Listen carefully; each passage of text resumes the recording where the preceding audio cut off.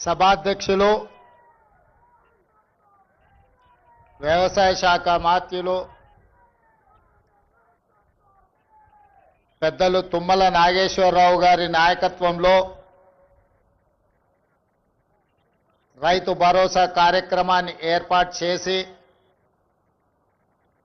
9 రోజుల్లో 9,000 కోట్ల రూపాయలు 70 లక్షల కుటుంబాల కళ్ళల్లో సంతోషం చూస్తూ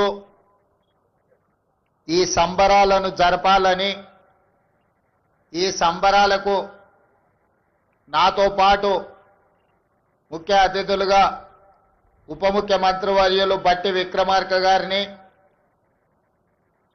సహచరులు మిత్రులు మంత్రివర్యులు దుద్దిల్ల శ్రీధర్ బాబు గారిని, అదేవిధంగా మా సోదరిమణి ధనసరి అనసూయ సీతక్క గారిని, రెవెన్యూ మంత్రి పొంగులేటి శ్రీనివాసరెడ్డి గారిని, మంత్రివర్యులు మిత్రులు జూపల్లి కృష్ణారావు గారిని, అదేవిధంగా మంత్రివర్యులు మిత్రులు వాకిటి శ్రీహరి గారిని, ఇతర మా పిసిసి అధ్యక్షులు శాసనమండలి సభ్యులు మహేష్ కుమార్ గౌడ్ గారిని, పార్లమెంట్ సభ్యులను, శాసనమండలి సభ్యులను, శాసన సభ్యులను, వ్యవసాయ శాఖ కమిషన్ చైర్పర్సన్, అదేవిధంగా అందులో సభ్యులను, వివిధ కార్పొరేషన్ల చైర్మన్లను,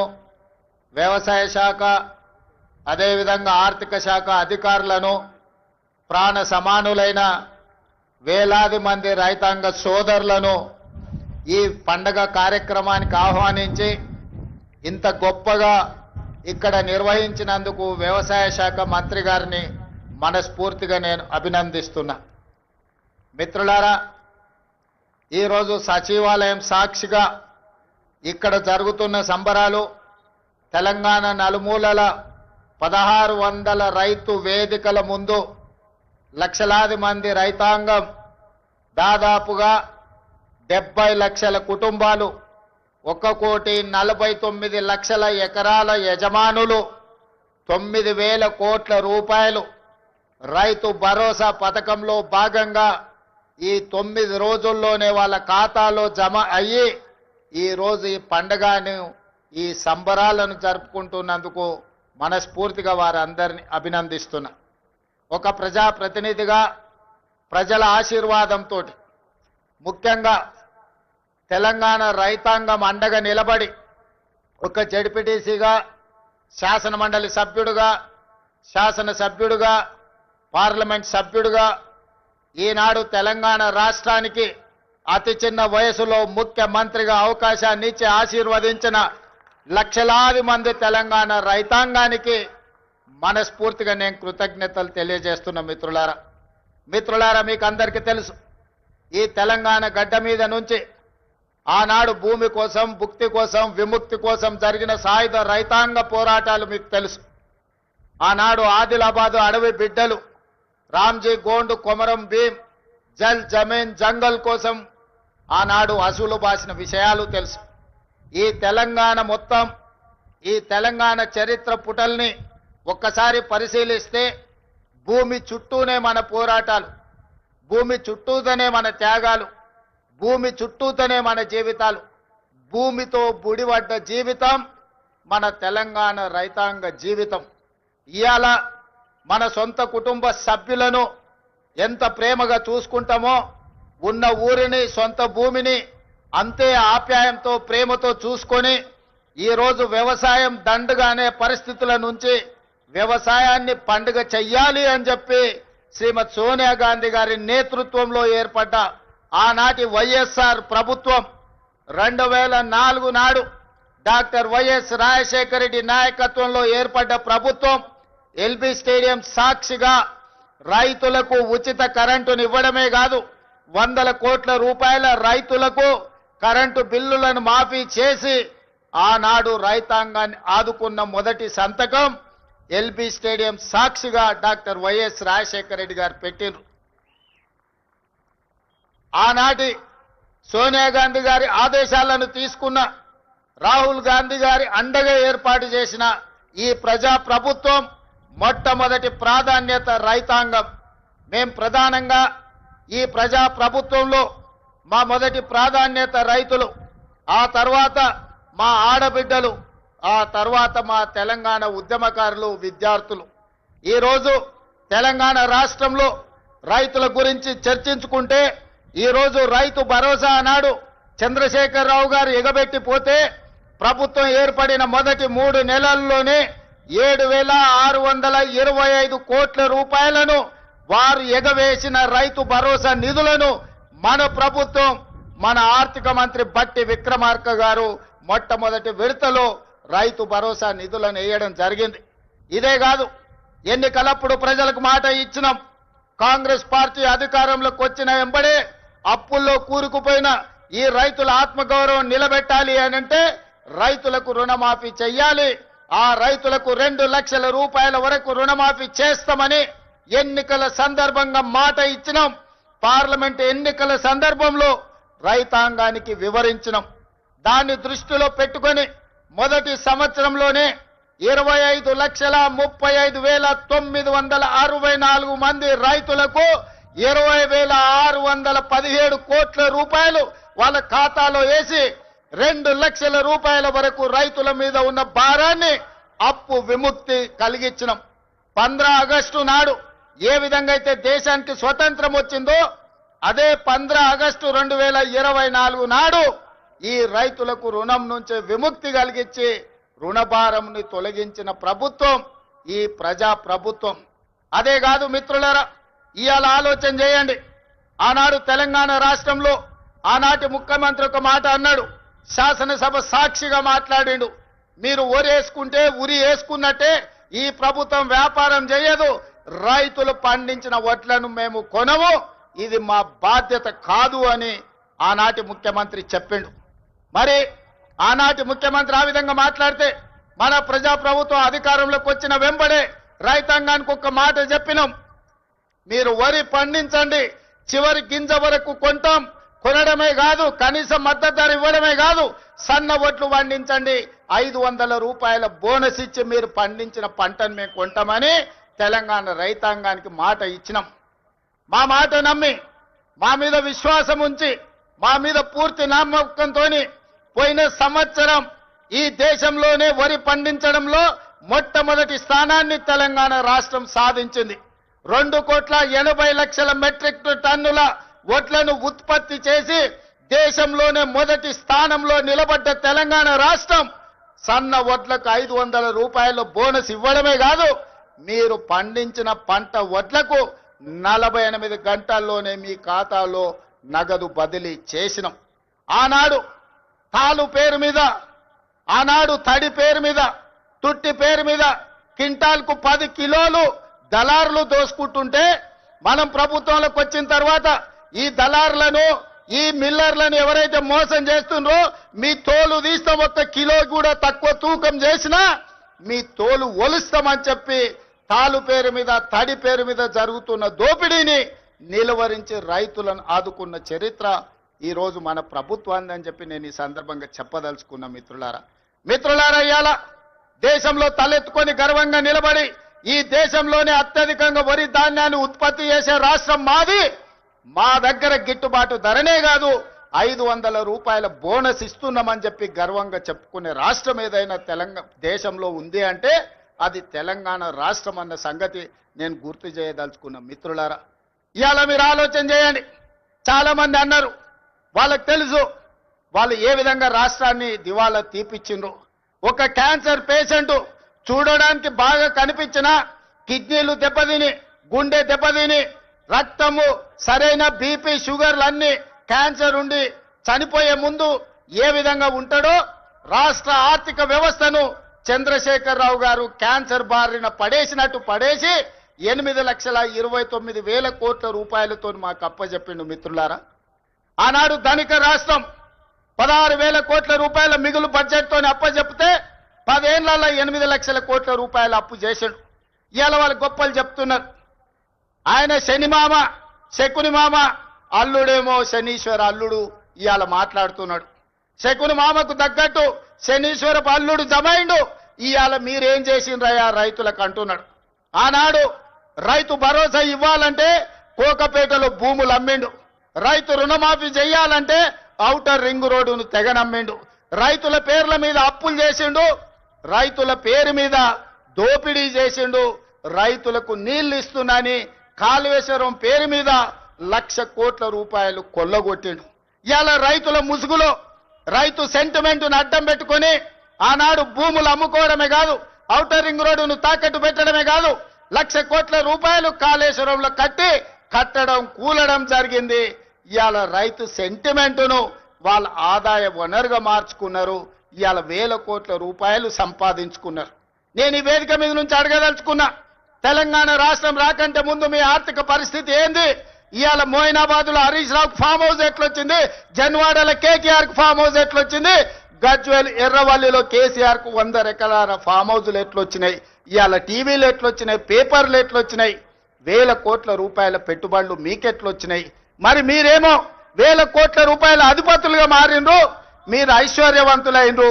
రాష్ట్రం ఎందుకు దివాలా తీసింది? రాష్ట్రానికి 8 లక్షల కోట్ల రూపాయలు అప్పెట్లొచ్చిందని నేను అడుగుతున్నా. 10 ఏళ్లల్లా ఆగర్భ శ్రీమంతులు మీరైనరు. అమీర్లలాక నిజాం నవాబుల కంటే ధనవంతులుగా మీరు మారినరు. దేశంలోనే ధనిక రాష్ట్రమైన తెలంగాణ ఇవాళ దివాలా తీసింది. చివరికి 1,00,000 రూపాయల రుణమాఫీ చేస్తాన్న మీరు 4 విడతలు అన్నారు. అసలు మీరన్నారు మిత్తి మీరే కడతా అన్నారు. అసలు లేదు మిత్తి లేదు. ఇవాళ రైతులను దివాలా తీపించిన పరిస్థితి మీది. అక్కడి నుంచి ఒక్కొక్కటిగా సరిదిద్దుకుంటూ ఇవాళ నేను చెప్పదలుచుకున్నా.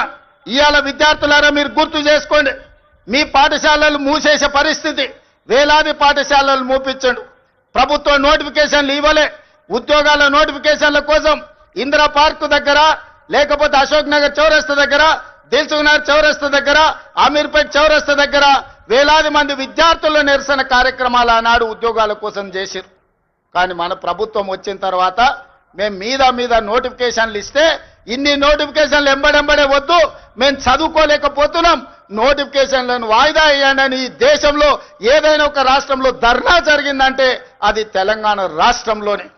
10 ఏళ్లు వాళ్ళు చేయలేని పని మొదటి సంవత్సరంలోనే 60,000 ప్రభుత్వ ఉద్యోగ నియామకాలు చేపట్టి, ఒకవేళ లెక్క తప్పంటారని ఎల్బీ స్టేడియంలో ఎక్కడైతే మేము బాధ్యత చేపట్టినామో ప్రతి నిరుద్యోగ యువకుని వాళ్ళ తల్లిదండ్రులతో అక్కడికి పిలిపించి వాళ్ళకి నియామక పత్రాలు అందించి తలలు లెక్కబెట్టి 60,000 మంది నిరుద్యోగ యువకులకు ఈ దేశంలో ఒక్క సంవత్సరంలో ఉద్యోగాలు ఇచ్చిన ప్రభుత్వం ప్రజా ప్రభుత్వం, మన ప్రభుత్వం. నేను ధైర్యంగా చెబుతున్నా, లెక్క పెట్టుకుంటా అంటే తారీఖు చెప్పు, 60,000 మందిని లైన్ గా ఇదే సచివాలయం ముందల నిలబెట్టి ప్రతి తల లెక్క కట్టి 60,000 ఉద్యోగాలు ఇచ్చినట్టు నేను నిరూపిస్తా. చంద్రశేఖర్ రావు, 10 ఏళ్లలో నువ్వు ఎన్ని ఇచ్చినావో ప్రజలకు ఒకసారి సమాధానం చెప్పు అని నేను అడుగుతున్నా. అదేవిధంగా ఇవాళ రైతులకు సంబంధించి రైతు రుణమాఫీ కావచ్చు, రైతు భరోసా కావచ్చు, రైతు గిట్టుబాటు ధర కావచ్చు, రైతులకు 500 రూపాయల బోనస్ కావచ్చు, రైతులకు ఉచిత కరెంటు కావచ్చు, రైతులకు స్ప్రింక్లర్స్ కావచ్చు, రైతులకు డ్రిప్ కావచ్చు, గిరిజన రైతాంగానికి సోలార్ గిరి వికాసంలో సోలార్ పంపు సెట్లు కావచ్చు. దేని మీద నువ్వు చర్చ చేస్తావు? వీటన్నిటిని కలిపి ఈ రోజు సివిల్ సప్లైస్ కార్పొరేషన్ నుంచి రైతులు పండించిన పంటను కొనుగోలు విషయంలో కావచ్చు, 18 నెలల్లో 1,04,000 కోట్ల రూపాయలు కేవలం రైతుల మీదనే ఖర్చు పెట్టిన రైతు ప్రభుత్వం, రైతు రాజ్యం, రైతును రాజును చేసిన రాజ్యం మాది, వ్యవసాయాన్ని పండుగ చేసిన ప్రజా పాలన మాది. చర్చ చేయడానికి నువ్వు సిద్ధంగా ఉన్నవా చంద్రశేఖర్ రావు గారు అని నేను అడుగుతూ నీ వేదిక మీద నుంచి. మీరు కాళేశ్వరం ముసుగులో 1,00,000 కోట్ల రూపాయలు మీరు కొల్లగొడితే 18 నెలల 1,04,000 కోట్ల రూపాయలు రైతాంగానికి అందించి రైతులను ఆదుకున్న చరిత్ర మాది.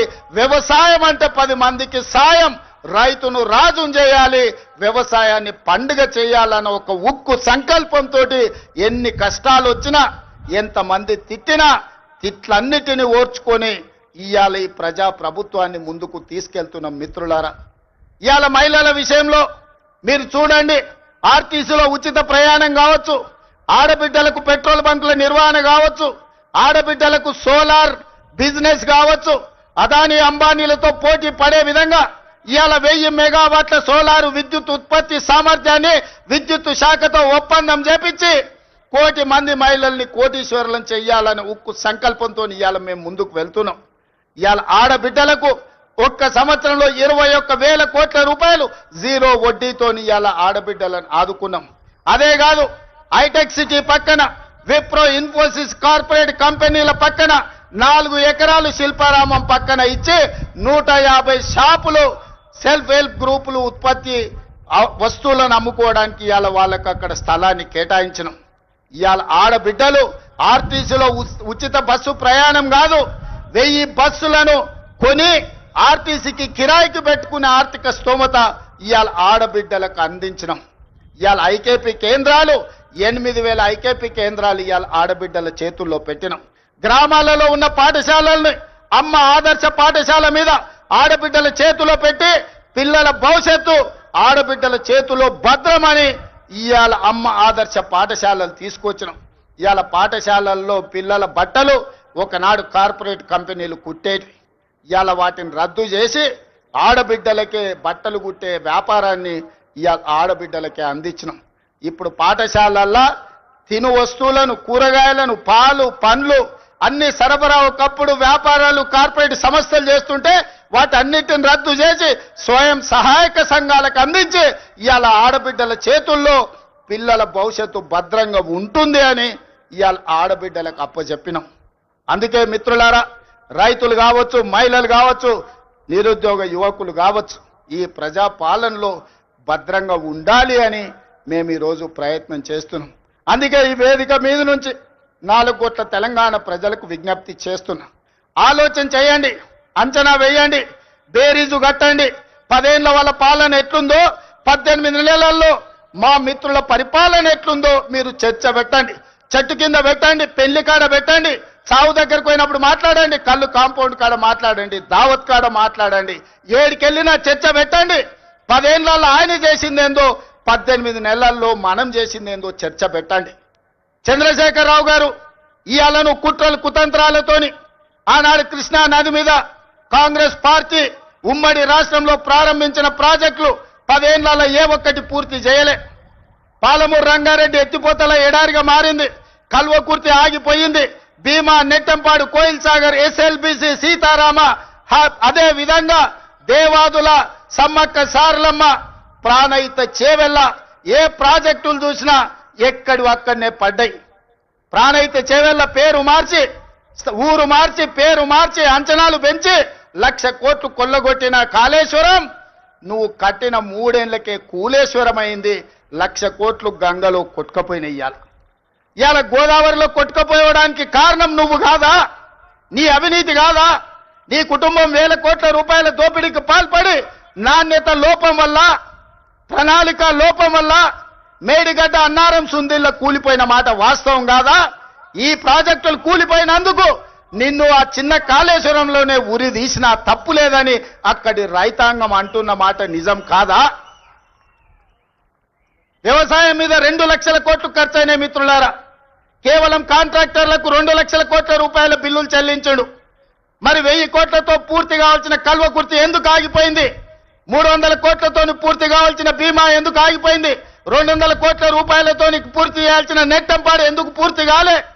ఇవాళ 6-7 వేల కోట్ల రూపాయలతో పూర్తి చేయాల్సిన సీతారామ ప్రాజెక్టు ఎందుకు ఆగిపోయింది? ఇవాళ ప్రతి ప్రాజెక్టు దేవాదుల 12,000 కోట్ల రూపాయలు ఖర్చయినాయి. ఇంకొక 3-4 వేల కోట్ల రూపాయలు ఖర్చు పెడితే ఇవాళ దాదాపుగా 4 లక్షల ఎకరాలకు నీళ్లు వస్తాయి. ఎందుకు పూర్తి చేయలేదని నేను అడుగుతున్నా. ఉమ్మడి రాష్ట్రంలో సమైక్య పాలనలో సీమాంధ్ర పాలకులు ఆనాడు తెలంగాణ సాగునీటి ప్రాజెక్టుల మీద నిర్లక్ష్యం వహించారు, తెలంగాణను ఎడారిగా మార్చిందని చెప్పిన నువ్వు 10 ఏళ్లలో ఏ ఒక్క ప్రాజెక్ట్ అయినా పూర్తి చేసినవా? ప్రాణహిత చేవెళ్ళ గాని, పాలమూరు రంగారెడ్డి ఎత్తిపోతలు గాని, కల్వకుర్తి గాని, భీమా గాని, నెట్టంపాడు గాని, కోయిల్ సాగర్ గాని, ఎస్ఎల్బిసి గాని, సీతారామ గాని, రాజీవ్ సాగర్ గాని, ఇందిరా సాగర్ గాని ఏ ఒక్క ప్రాజెక్టు 2 లక్షల కోట్ల రూపాయలు ఖర్చయినా అన్నీ ఈరోజు ఆగిపోయి ఉన్నాయి అనంటే ఈ దుర్మార్గానికి నువ్వు నీ కుటుంబం అవినీతి కాదా అని ఈరోజు నేను అడుగుతున్న మిత్రులారా. ఇన్ని దుర్మార్గాలు చేసి ఇంత దోపిడీకి పాల్పడి 1,00,000 కోట్లు కొల్లగొట్టి 1,000 ఎకరాల భూములను ఆక్రమించి ఇవాళ గోదావరి బంకంచెర్ల రేవంత్ రెడ్డి వచ్చి మొదలుపెట్టి చంద్రబాబు నాయుడుకు నీళ్లు ఇస్తున్నాడని దుర్మార్గమైన మాటలు మాట్లాడుతున్నాడు. చంద్రబాబు నాయుడుతోనే ఉండాలంటే, చంద్రబాబు నాయుడుతోనే అంటగాగాలంటే అక్కడనే ఉండేటోని కదా. ఈ రాజీవ్ గాంధీ ఆశీర్వాదం తీసుకొని ఇక్కడ ఎందుకు ఉండేటోని చంద్రశేఖర్ రావు? ఆనాడు సోనియమ్మ నమ్మించి కాళ్ళకు దండం పెట్టి కడుపులో తలకాయ పెట్టి నీతో చేరతాని అబద్ధాలు చెప్పి నట్టేట్లో ముంచి నడి బజార్లో మోసం చేసిన చరిత్ర నీదైతే తెలంగాణ ఇచ్చిన సోనియమ్మకు అండగా నిలబడాలి. ఆమె బిడ్డగా ఈ తెలంగాణలో ప్రజా ప్రభుత్వాన్ని తేవాలి అని చంద్రబాబు నాయుడును కాదనుకొని ఇవాళ కాంగ్రెస్ పార్టీలో చేరి ప్రజా ప్రభుత్వం రావడానికి మీ అందరితో కలిసి కదం కదం కలిపిన మిత్రులారా, ఇవాళ నేను అడుగుతున్న సూటిగా చంద్రశేఖరరావును, నిజంగా నీకు ధైర్యం ఉంటే, నీలో నీతి నిజాయితీ ఉంటే, చిత్తశుద్ధి ఉంటే గోదావరి బంకంచెర్ల గోదావరి నది జలాల మీద శాసనసభలో చర్చ పెడదాం. స్పీకర్ కు లేఖ రాయి నువ్వు చెప్పిన తారీఖు నాడు అసెంబ్లీ పెట్టించే బాధ్యత మా శ్రీధర్ బాబు గారు తీసుకుంటారు. నువ్వు నేను చర్చ చేద్దాం. గోదావరి జలాలలో తెలంగాణకు అన్యాయం చేసింది ఎవరు? ప్రాణహిత చేవళ్లను తరలించే 1,00,000 కోట్లు దోసుకున్నది ఎవడు? ఇవాళ గోదావరి బంకంచెర్లలో 3,000 టీఎంసీ సముద్రంలో పోతున్నాయి. రాయలసీమకు తరలించమని చెప్పింది నువ్వు కాదా? 2016లో మొత్తం వివరాలతో నేను వస్తా. నువ్వు సిద్ధంగా ఉన్నవా? నువ్వు చెప్పినాకనే కదా ఉమాభారతి గారి ఆదేశాల మేరకు చంద్రబాబు నాయుడు గారు 2016లో ఆనాడు జీవో ఇచ్చిండు. గోదావరి నుంచి బంకంచెర్లకు నీళ్లు తరలించడానికి, హంద్రీ నీవాకు 400 టీఎంసీలు తరలించడానికి 2016లోనే జీవో ఇచ్చిన మాట వాస్తవం కాదా? 2018లో వ్యాప్కోస్ను నియమించింది నిజం కాదా? వ్యాప్కోస్ సంస్థ 400 టీఎంసీలు గోదావరి జలాలను హంద్రీ నీవాకు బంకంచెర్ల ద్వారా తరలించడానికి ప్రాజెక్టు రిపోర్ట్ ఇచ్చిన మాట వాస్తవం కాదా? ఇవన్నీ నీ నాయకత్వంలో నువ్వు ఇచ్చిన బోడి ఉచిత సలహాలతోటి ఈరోజు గోదావరిలో 3,000 టీఎంసీలు నీళ్లు సముద్రంలో పోతున్నాయని నీ దిక్కుమాలిన సూచనలతోనే ఈరోజు ఈ దరిద్రం దాపరించిన మాట నిజం కాదా? ఇవాళ నువ్వు చర్చకు సిద్ధంగా ఉన్నావా? గోదావరి జలాలను రాయలసీమకు తరలించకపోయినని రోజమ్మ పెట్టిన రాగి సంకటి రొయ్యల పులుసు తిని రాయలసీమను రతనాల సీమ చేస్తా అని చెప్పిన చవటవు నువ్వు కాదా అని నేను అడుగుతున్నా. నీకు జీవితం ఇచ్చి, నీకు బతకడానికి నీడనిచ్చి, నిన్ను ప్రజాప్రతినిధిగా చేసి తెలంగాణ ముఖ్యమంత్రిని చేసిన తెలంగాణని ఎడారిగా మార్చి వందలాది గోదావరి టీఎంసీల నీళ్లను రాయలసీమకు తరలించమని చెప్పింది నువ్వు కాదా? ఇవాళ నువ్వు సిద్ధంగా ఉన్నవా? నేను అడుగుతున్న చంద్రశేఖర్ రావు గారు, నీ వంది మాగదులతో మాట్లాడించడం కాదు, నీ శనీశ్వరుడైన అల్లుడితో మాట్లాడించడం కాదు. నేను సిద్ధంగా ఉన్నా. గోదావరి బంకంచెర్ల ప్రాజెక్టు మీద నువ్వు చర్చకు రా. స్పీకర్ గారికి ప్రధాన ప్రతిపక్ష నాయకుడిగా లేఖ రాయి. శాసనసభ సమావేశాలు పెడతాం, ఎదురెదురుగా నిలబడతాం, మాట్లాడదాం. ఎవరు నిజాలు, ఎవరు జీవోలు ఇచ్చారు, ఎవరు తెలంగాణను దెబ్బతీసిండ్రో, ఎవరు నువ్వు తెలంగాణను దోక చేసిండ్రో, ఎవరు కాళేశ్వరం కడితే కూలేశ్వరమైందో చర్చ చేయడానికి నువ్వు సిద్ధంగా ఉన్నవా? ఒకరోజు గోదావరి మీద చర్చిద్దాం, రెండవ రోజు కృష్ణానది జలాల మీద చర్చిద్దాం. ఉమ్మడి రాష్ట్రానికి ఆనాడు బచావత్తు ట్రిబ్యునల్ 811 టీఎంసీలు ఏకంగా కేటాయిస్తే 811 టీఎంసీలలో తెలంగాణ రాష్ట్రం విడిపోయినప్పుడు నువ్వు పోయి చంద్రబాబు నాయుడు దగ్గర వంగి వంగి సంతకం పెట్టి 512 టీఎంసీలు ఆంధ్రప్రదేశ్ తీసుకోండి, 299 టీఎంసీలు నాకు సరిపోతాయని సంతకం పెట్టింది నువ్వు కాదా?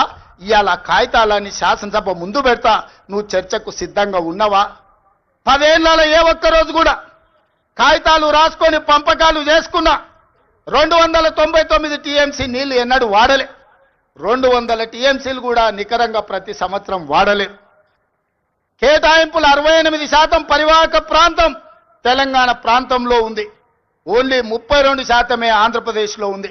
ఆ లెక్క ప్రకారం అంతర్జాతీయ జల విధానంలో 555 టీఎంసీలు తెలంగాణ రాష్ట్రానికి రావాలి. కానీ ఆంధ్రప్రదేశ్కి 512 టీఎంసీలు ఇచ్చి తెలంగాణకు కేవలం 299 టీఎంసీలు సంతకం పెట్టి శాశ్వతంగా తెలంగాణకు మరణ శాసనం రాసింది చంద్రశేఖరరావు కాదా?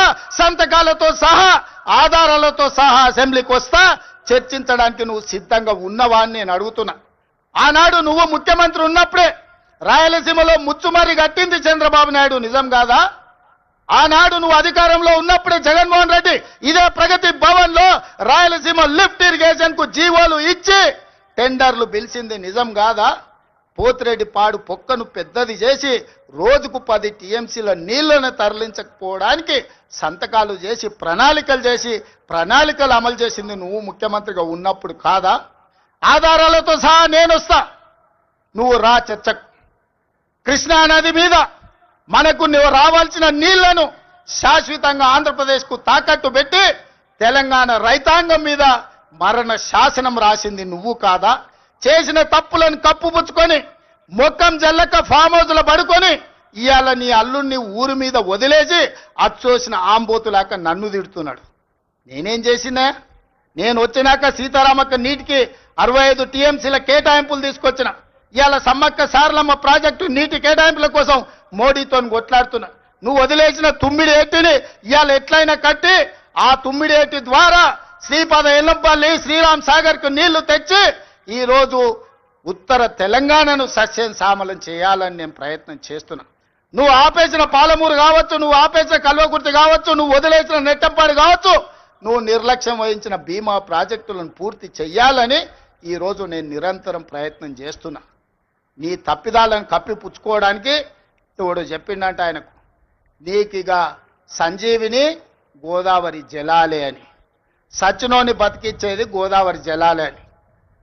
అసెంబ్లీ అప్పుడు అధికారం పోయింది, పార్లమెంట్ అప్పుడు డిపాజిట్లు పోయినాయి, 0 వచ్చింది.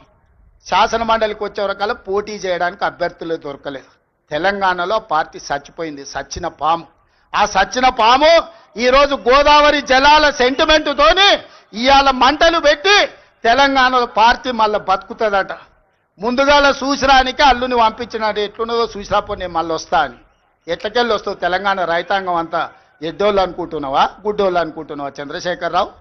అందుకే ఇవాళ తెలంగాణ రైతాంగం పక్షాన నేను ఈరోజు ఆనాటి ముఖ్యమంత్రికి ఈరోజు నేను సవాలు విసురుతున్నా. మీరు స్పీకర్ గారికి లేఖ రాయండి, శాసనసభ సమావేశాలను ఏర్పాటు చేద్దాం. గోదావరి జలాల మీద ఒకరోజు, కృష్ణానది జలాల మీద ఒకరోజు చర్చ పెడదాం. గోదావరి జలాలను తరలించకపోమన్నది ఎవరు? రాయలసీమను రతనాల సీమ చేస్తానది ఎవరు? ఈ రోజు సంపూర్ణంగా చర్చలు చేద్దాం.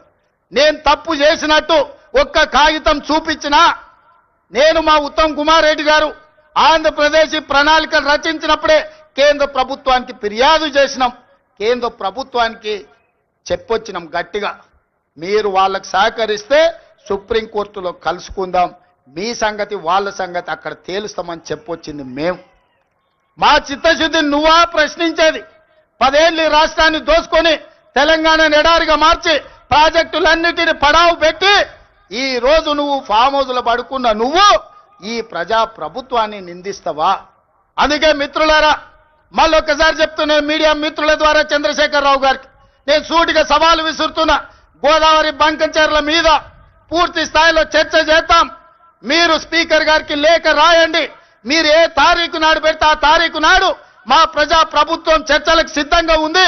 ఆధారాలన్నీ నేను తీసుకొని వస్తా. తెలంగాణ ద్రోహులెవరో, గోదావరి జలాల దొంగలెవరో శాసనసభలోనే తేలుస్తాం. నీకు నీ అల్లునికి చిత్తశుద్ధి ఉంటే చర్చకు తీసుకొని రా, అప్పుడు మాట్లాడదాం తప్ప అబద్ధాల ప్రచారంతో ప్రజల్ని మభ్యపెడతామంటే ఈడెవడు ఊరుకునేవాడు లేడు.